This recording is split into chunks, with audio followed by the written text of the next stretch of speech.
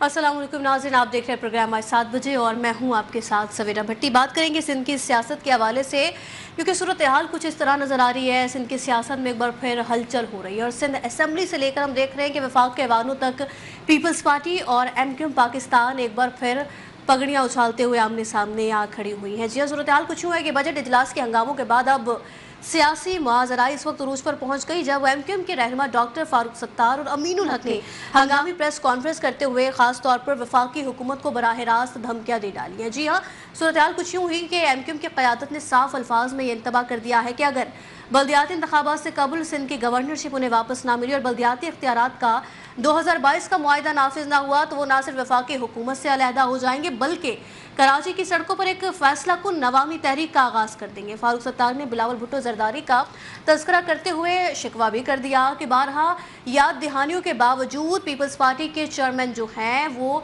मुआहिदे पर अमल दरामद के लिए कोई संजीदा मुलाकात तक गवारा नहीं कर रहे। MQM की इस प्रेस कॉन्फ्रेंस ने इस्लामाबाद के सियासी हलकों में खलबली मचाई तो वफाकी हुकूमत के नुमाइंदे हैं बैरिस्टर अकील मलिक ने दो टोक मौक़िफ़ अपना लिया है। उन्होंने कहा कि MQM को बड़ा झटका देते हुए साफ कह दिया कि पिछला जो हुकूमती टेन्योर है वो खत्म हुआ तो पिछला मुआहिदा भी अब खत्म है। अब पुरानी बातों पर मौजूदा हुकूमत को ब्लैकमेल नहीं किया जा सकता। इत्तेहादी जमातें रूठेंगी तो हम उन्हें मना लेंगे, क्योंकि हुकूमत गिराने या फिर कराची को वफाक के मातहत करने जैसी किसी भी मुहिम जोई से गुरेज करना होगा। उन्होंने साथ में ये यकीन दहानी कराई कि आइंदा की कानून साजी और आइन तरमीम में MQM के मुतालबात को ज़रूर एड्रेस किया जाएगा। वफाक के इस मामले पर और मिले जुले मौक़िफ़ पर डॉक्टर फारूक सत्तार ने जवाब देते हुए चैलेंज किया कि टेन्योर खत्म, मुआहिदा खत्म के बाद बैरिस्टर अकील मलिक के बजाय वज़ीर आज़म शहबाज शरीफ खुद मुझसे कहे। फारूक सत्तार ने मजीद कहा कि अब मसलिहत पसंदी का वक्त गुजर चुका है, हमें भी अपने हुकूक के लिए बिलावल भुट्टो की तरह डट कर खड़ा होना पड़ेगा, चाहे उसके लिए अब इक़्तिदार की कुर्बानी ही क्यों ना देनी पड़े। साथ ही MQM के इस तीखे और तेवर ने संगीन धमकियों पर सूबाई हुकूमत की जानिब से जो सिंध के सीनियर वजीर हैं शर्जील इनाम मेमन ने भी अपना हिस्सा डाल दिया है। उनका कहना था कि MQM हमेशा अवामी मैंडेट के बजाय शॉर्टकट सियासत पर यकीन रखती है और इक़्तिदार की हवस में कराची के वसाइल पर सौदेबाजी करना चाहती है, मगर सिंध की सूबाई खुद मुख्तारी और कराची के हकीकी मैंडेट पर कोई समझौता नहीं किया जाएगा। सिंध असम्बली के अंदर और बाहर दोनों जमातों के रहनुमाओं के दरमियान लफ्जी गोलाबारी ने सूबे के जो सियासी दर्जा हरारत है उसके नुक्ता उबाल पर पहुंचा दिया है। अब सवाल ये पैदा होता है कि क्या बल्दियाती इंतखाबात से पहले सिंध के गवर्नर हाउस की चाबी हासिल करने की यह लड़ाई वफाकी हुकूमत को ले डूबेगी या फिर नून लीग, पीपल्स पार्टी और MQM की इस रिवायती दुश्मनी को संभाल पाएगी। इस मौजू पर बात करने के लिए प्रोग्राम में हमें ज्वाइन कर चुके हैं आजम मलिक साहब, सीनियर तज्ज़ियाकार है जब्बार चौधरी साहब, सीनियर सहाफ़ी फैसल हकीम साहब और सीनियर तज्ज़ियाकार है इम्तियाज़ खान फरहान साहब। सबसे पहले रुक करेंगे आजम मलिक साहब का, उनसे बात का आगाज़ करेंगे। आजम साहब, बिलावल भुट्टो का ये दावा है कि हुकूमत बल्दियाती इंतखाबात करवाना ही नहीं चाहती और जो दोनों जमातें हैं उनको आपस में लड़वा रही है, तो सर इसके पीछे असल हिकमत अमली क्या है? क्या वफाक वाकई लड़ाओ और हुकूमत करो की पॉलिसी पर चल रहा है? सर सवेरा, आपका बहुत शुक्रिया।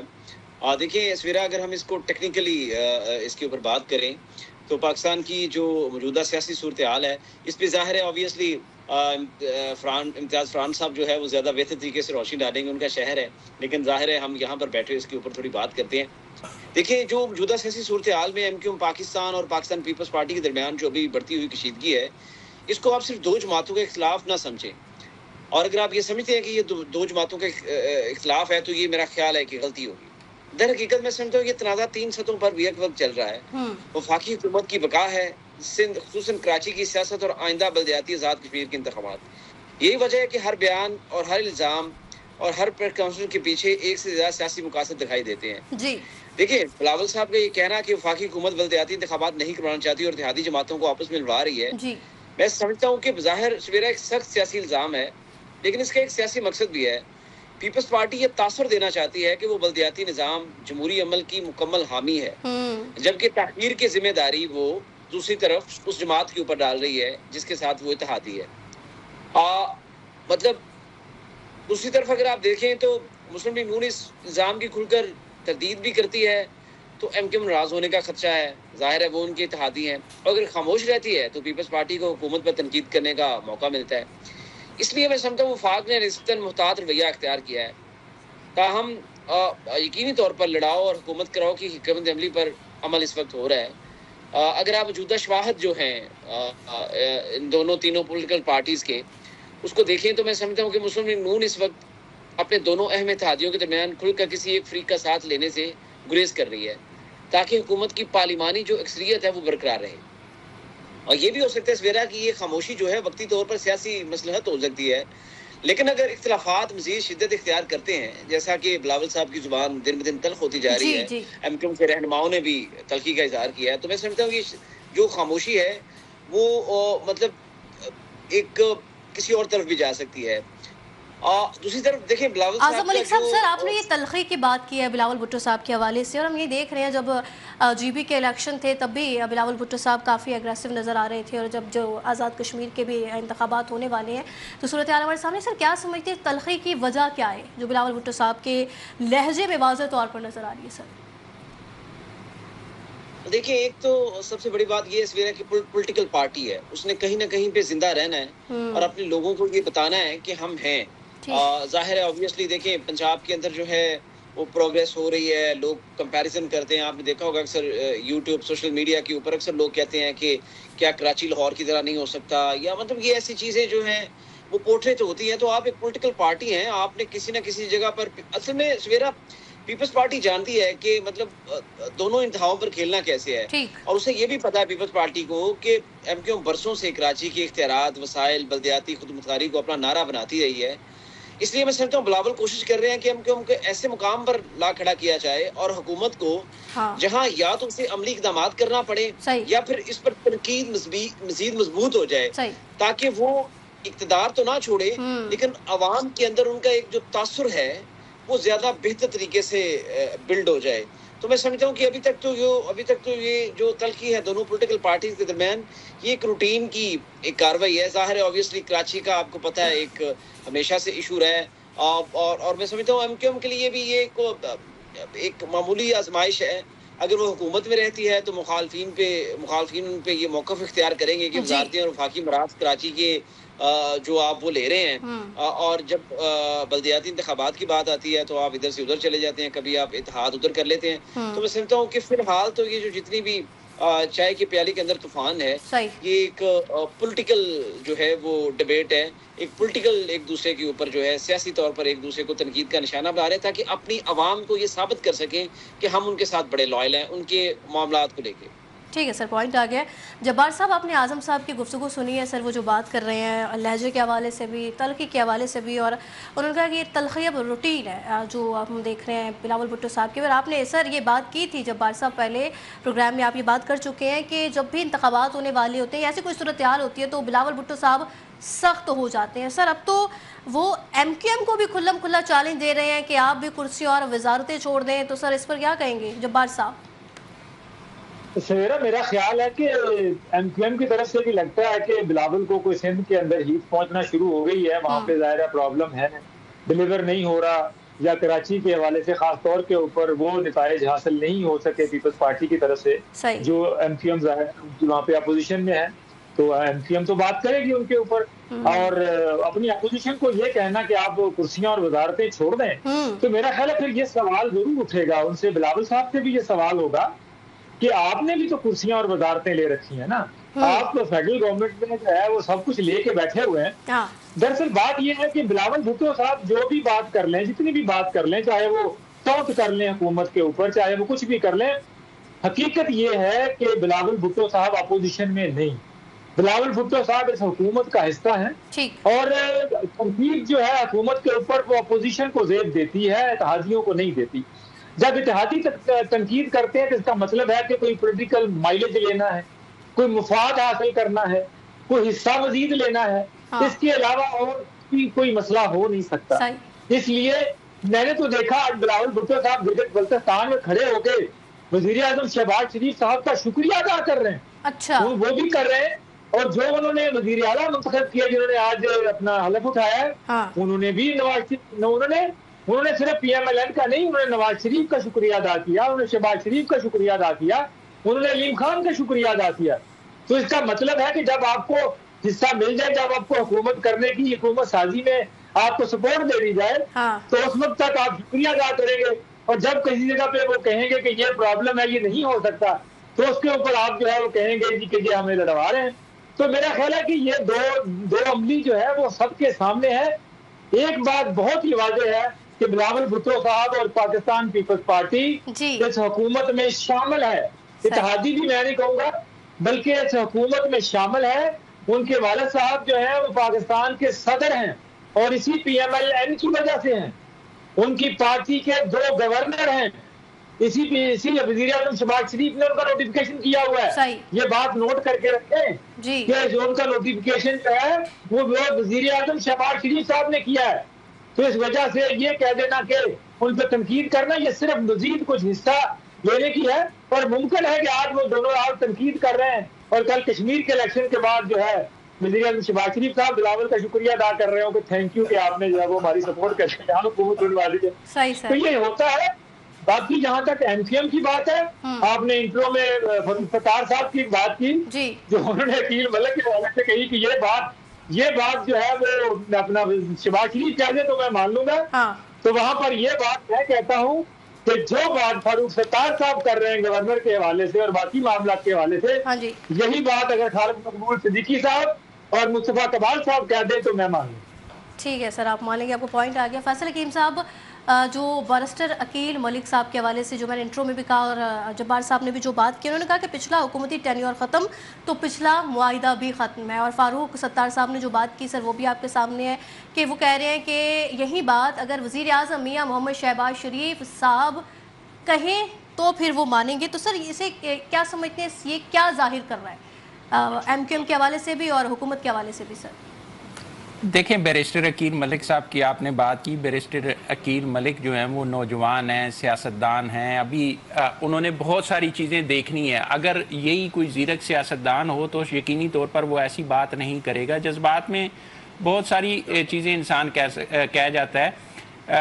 वादे जो हैं वो ख़त्म नहीं होते और सियासत में जो वादे हैं वो ही बुनियाद होते हैं आपके आगे साथ मिलकर चलने की। जहाँ तक बात है कि ये बात जो है वो वज़ीर आज़म कह दें तो वो मान जाएंगे, तो वज़ीर आज़म ऐसी बात क्यों कहेंगे जब वज़ीर आज़म जो है वो हर बार मुलाकात भी कर रहे हैं, जब हर दफ़ा वो मसाइल के हल की यकीन दहानी भी करा रहे हैं, जब वो सबको साथ लेकर चलने की बात भी करते हैं।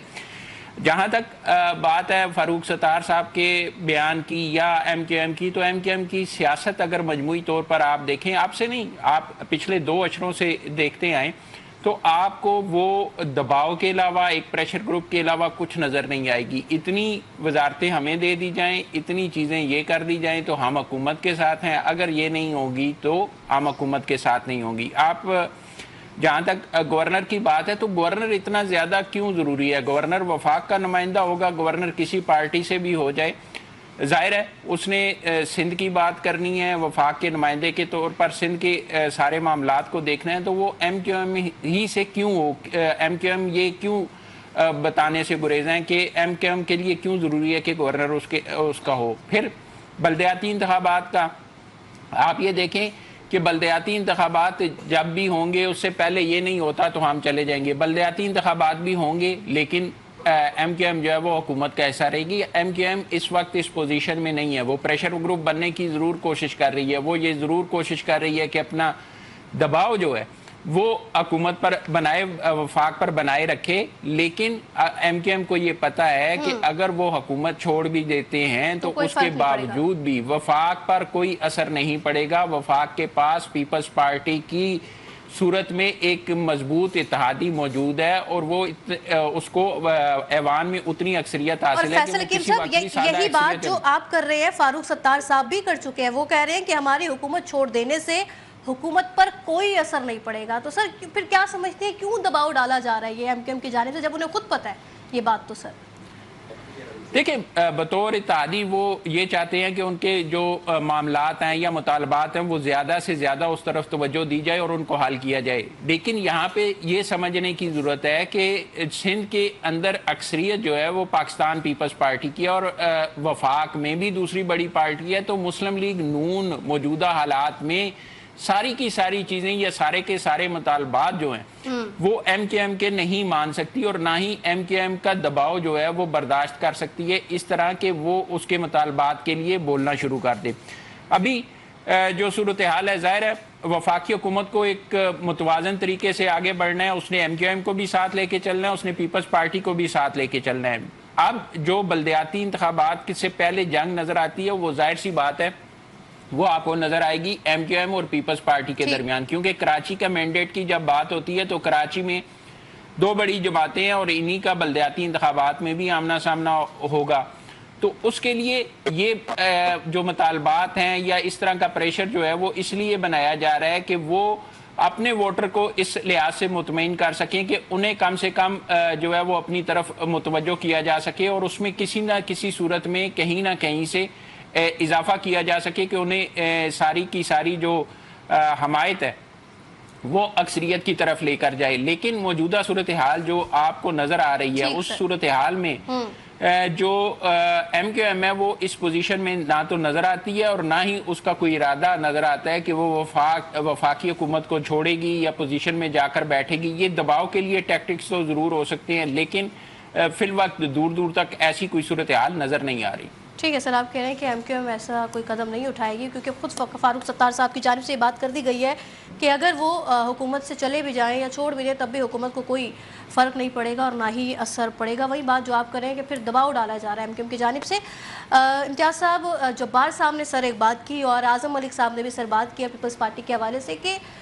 दो महाज पर खेला जा रहा है पीपल्स पार्टी की जानिब से, और यही बात की जब्बार साहब ने कि जब हुकूमत साजी में सपोर्ट मिल जाती है तो फिर जी हुकूमत का शुक्रिया अदा किया जाता है। जैसे कि अभी GB में जो है बिलावल भुट्टो साहब शहबाज शरीफ साहब का शुक्रिया अदा कर रहे थे। पहले वही बिलावल भुट्टो साहब GB इलेक्शन से पहले की बात करें तो जो खरी खरी बातें सुना रहे थे, तल्ख लहजा था, वो भी हमारे सामने था।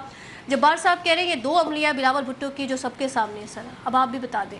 बिस्मिल्लाहिर्रहमानिर्रहीम। हर दम दुरूद सलाम मोहम्मद आले मोहम्मद सल्लल्लाहु अलैहि वसल्लम पर।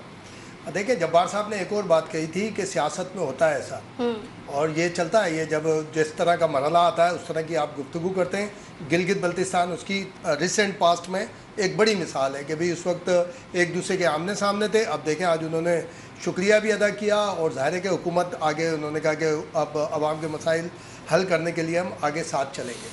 और एक जो बात लोकल बॉडीज़ की हो रही है ना, जो आपने अपने इंट्रो में भी हुआ, किसी का भी एहसान नहीं है इस मुल्क में लोकल बॉडीज़ होने का।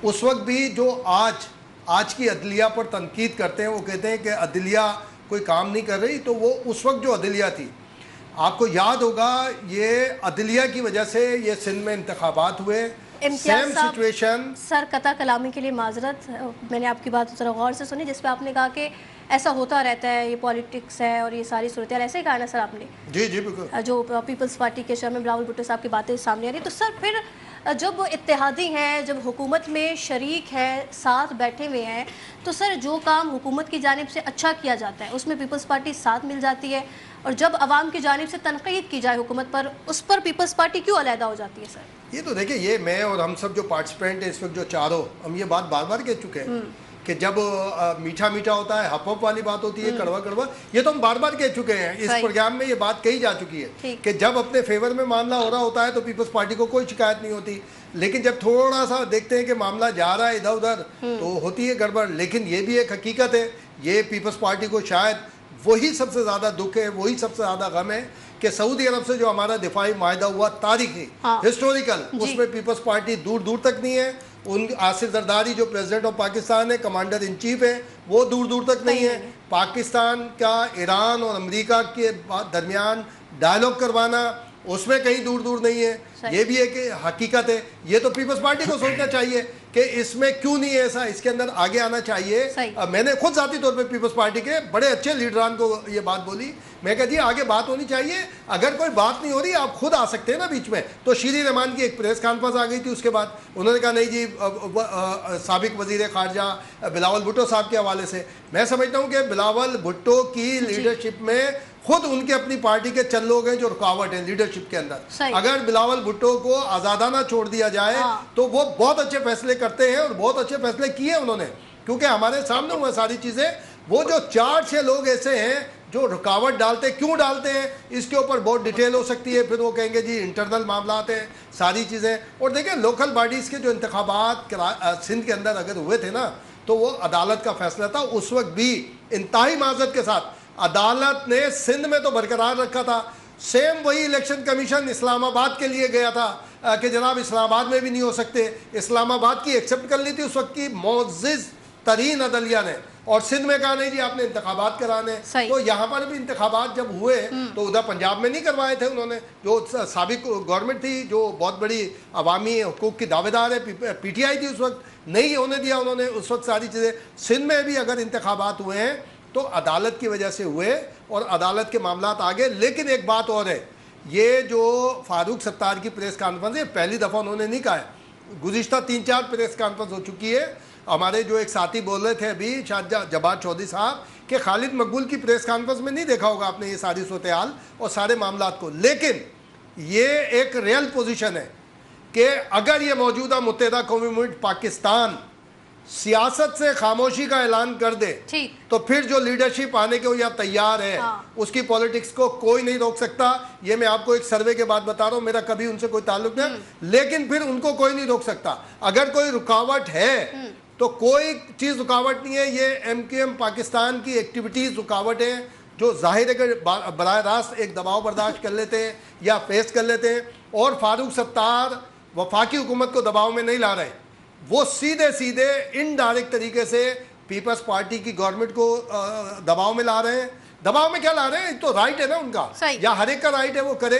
और बिल्कुल इसी तरह जैसे पीपल्स पार्टी कभी कोई ऐसी पॉलिटिक्स करती है जिससे लगता है कि नून एकदम दबाव में आ जाए या दबाव में ना रहे या कोई सूरत हाल ऐसी निकल के आए, तो पॉलिटिक्स में ऐसा होता है। लेकिन जो 2 नज़रियाती तौर पर या 3 नज़रियाती तौर पर अलग-अलग जमातें हों, उनके बारे में हमें तस्वुर भी नहीं करना चाहिए कि वो आपस में एक हो सकते हैं। अगर होता तो मर्जर हो जाता, इत्तेहाद नहीं होता। ठीक है इम्तियाज साहब, ज़रा ये शॉर्टली इस पर भी कमेंट कर दीजिएगा, वो 3-4 लोग कौन है जो आपने कहा रुकावट डालते हैं सर? उनके मरकज़ में ये बिलावल साहब के अरीब के लोगों को पता है और सब सीनियर है, 3-4 सीनियर है। सर हमें भी बता दे कौन है वो? अभी फिर इसके ऊपर पूरा एक प्रोग्राम करना पड़ेगा क्योंकि फिर मैं दलाइल से दूंगा, फिर दलाइल नहीं तो वो सब बोलेंगे कि जनाब ये सारी चीज़ें एकदम वो, वरना हमारे तमाम साथियों को पता है। अचानक जो प्रेस कॉन्फ्रेंस कर देना किसी और का, इस वक्त देखें ना सारा टेक ओवर किया हुआ है बिलावल साहब ने। जब बिलावल साहब ज़्यादा एक्टिव होते हैं तो आप सदर मुमलिकत आसिफ जरदारी साहब की भी तो कोई एक्टिविटी देखते हैं ना, उन्हें कौन लेकर आ जाता है। फिर दूसरी जो फेडरल 1-2 लोग हैं उनको कौन एक्टिव करने की कोशिश करता है पॉलिटिकल लोग, पार्टी के लोग हैं। ठीक है इम्तियाज साहब कह रहे हैं, आप कह रहे हैं कि साथियों को भी पता है, मतलब जब्बार साहब को भी पता है उनके नाम? फैसल साहब को ज्यादा पता है। ठीक है, जब्बार साहब क्या ऐड करना चाह रहे हैं सर? मैं बता जी सर बता दें। सवेरा मैं शुरू से इस फलसफे को ही नहीं मानता कि जी के लीडर तो बड़ा जबरदस्त है, टीम अच्छी नहीं। अच्छा। मैं बेसिक फलसफे के लीडर खुद टीम मुंतखब करता है, खुद मुंतखब करता है, खुद उनको मैंडेट देता है कि मुझे बताओ असेसमेंट करके कि ये बात अगर ये फैसला हम कर ले तो इसके क्या असरात होंगे, या फिर ये कि लोग जब दलील देते हैं तो उससे कन्विंस होता है। इसलिए ये जो साथ वाले मामला है ना, ये लीडर को बचाने के लिए होते हैं। पीछे इमरान खान साहब के हवाले से भी मशहूर कर दिया गया, वो तो बहुत ईमानदार है लेकिन तबीना और साथ वाले लोग सारे करप्ट थे। अच्छा, मतलब कि आपने भाई क्यों नहीं, वो कोई युगंडा से थोड़ी लेके आया था, वो बाहर से लड़कों के बाहर थोड़ी हुए थे। आपने एक बंदे को पिक करके लगाया। पीपल्स पार्टी के जितने अहदेदार हैं, जितने सीनियर हैं, क्या वो अपने आप के बारे हो गए? क्या बिलावल भुट्टो साहब की ब्लेसिंग उनके साथ नहीं है? क्या बिलावल भुट्टो साहब ने अहदे नहीं दिए हुए सबको? तो ये क्या बात हुई जी? अच्छा, इसमें जब्बार भाई सिर्फ हाँ एक बात है सिर्फ, इस वक्त पाकिस्तान में हुकूमत के अंदर शामिल सिर्फ एक जमात है, एक है पाकिस्तान पीपल्स पार्टी पार्लियामेंटेरियन जिसका इंतखाबी निशान तीर है, एक है पाकिस्तान पीपल्स पार्टी वो भी इक़्तिदार में, उसका इंतखाबी निशान जुल्फ़िकार है, ठीक है। और एक का सदर आसिफ जरदारी साहब हैं, दूसरे के बिलावल भुट्टो हैं। ये अब नून फैसला करे कि इस वक्त हुकूमत में कौन सी शामिल है।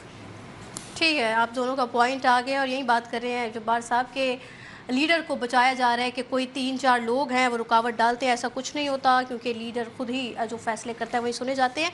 प्रोग्राम में मजीद भी बात करेंगे, अभी वक्त तो एक ब्रेक का, साथ रहिए। वेलकम बैक नाज़रीन। फारूक सत्तार साहब की जानिब से जो बातें की गई हैं वो भी हमारे सामने। आज़म मलिक साहब से ब्रेक से पहले भी बात कर रहे थे।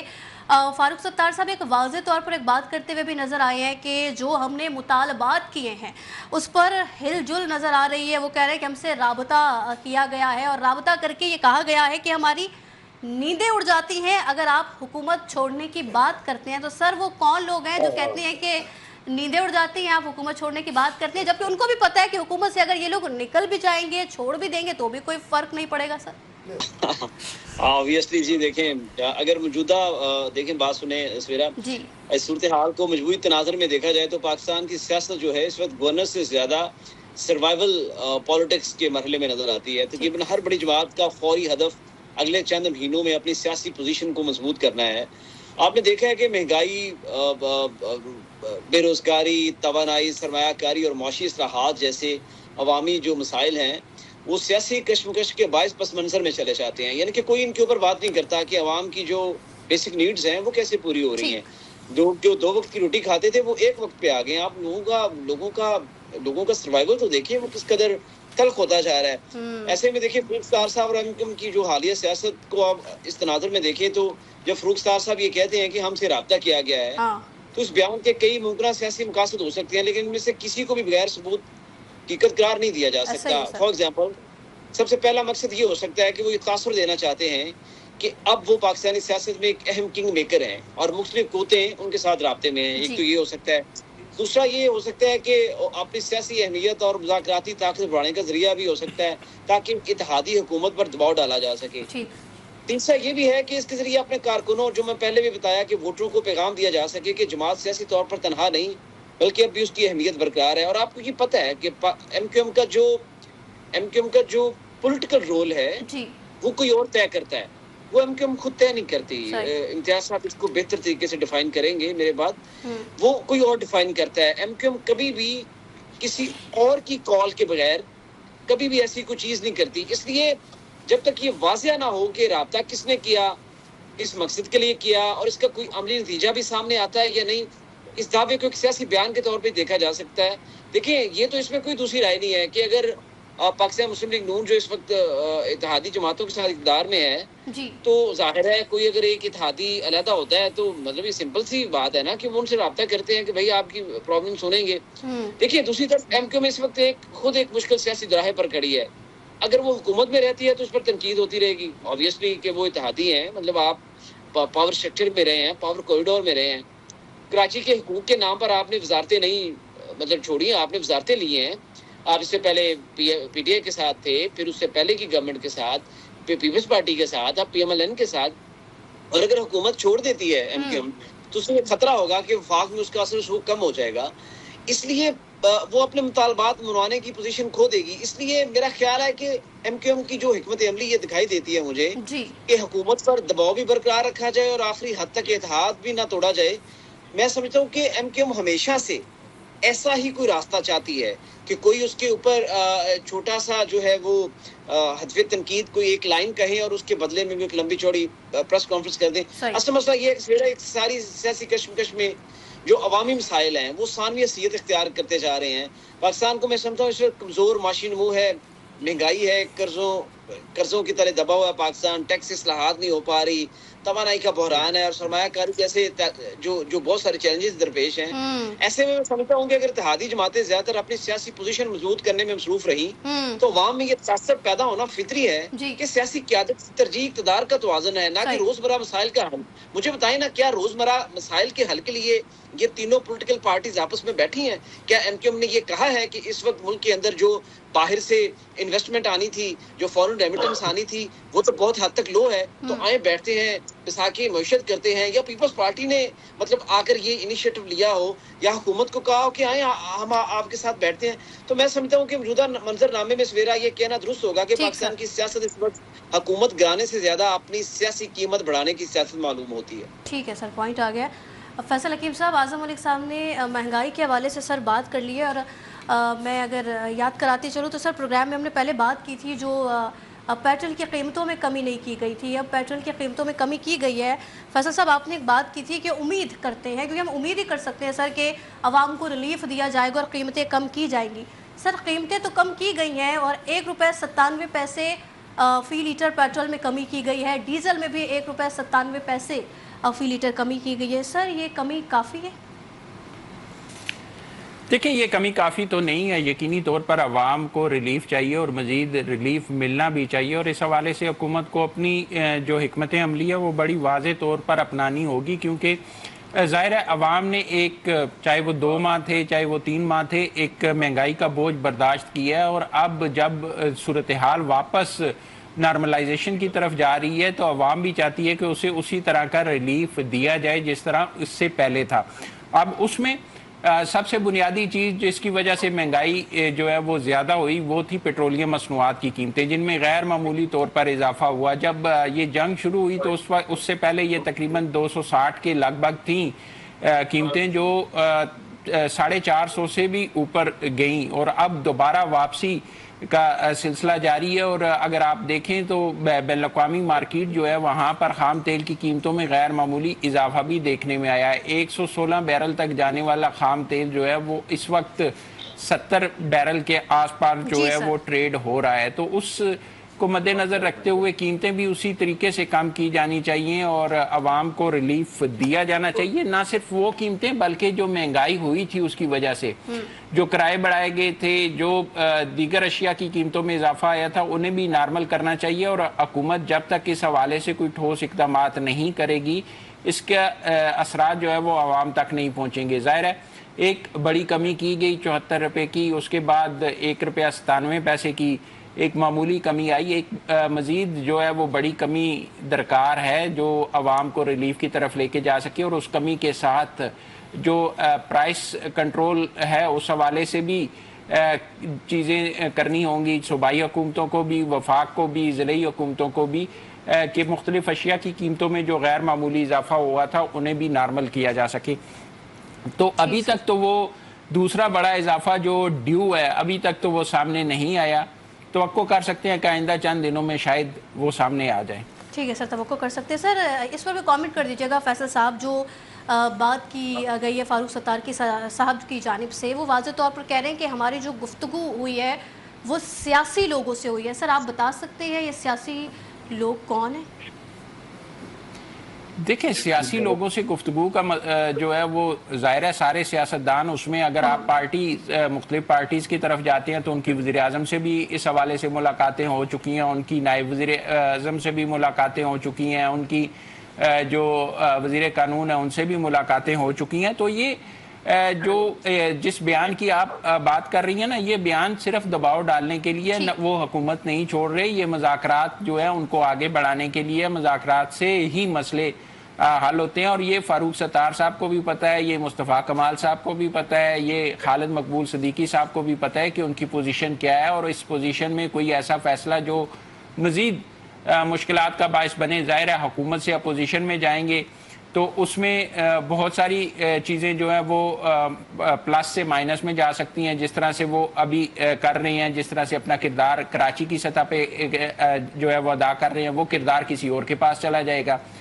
तो यकीनी तौर पर कोई ऐसा फैसला नहीं किया जाएगा हुकूमत छोड़ने का। जहाँ तक पीपल्स पार्टी की एक इम्तियाज़ फरहान साहब ने बात की कि जो पीपल्स पार्टी है वो किसी अहम मौके पर शरीक नहीं थी, साइड लाइन होगी, तो पीपल्स पार्टी ने ये ट्रेन खुद मिस की थी। पीपल्स पार्टी को बिल्कुल ऑफर थी जब ये हुकूमत साजी हो रही थी कि वो वजारतों में भी आए, हुकूमत का मुकम्मल तौर पर हिस्सा बने। ये पीपल्स पार्टी का अपना फैसला था कि वो वजारतों में नहीं जाएगी। अगर उस वक्त ये फैसला ले लिया जाता, उस वक्त ये फैसला ले लिया जाता तो शायद आज इसाक डार साहब की जगह जो आपको बिलावल भुट्टो जरदारी है वो नजर आते। उसकी एक बड़ी जो फैसल साहब, एक मिनट फैसल साहब जी, आज़म मलिक साहब क्या ऐड करना चाह रहे हैं? साहब मैं सर फैसल साहब की इस बात को आगे बढ़ाऊंगा। फैसल साहब के जिस जगह पर बैठ के ये तय हो रहा था मैं भी उसी जगह पर मौजूद था और मुझे पता है कि 3 और 2 का जो फार्मूला बना था वो कैसे बना था और उनको कौन कौन सी वजारतें देनी थी।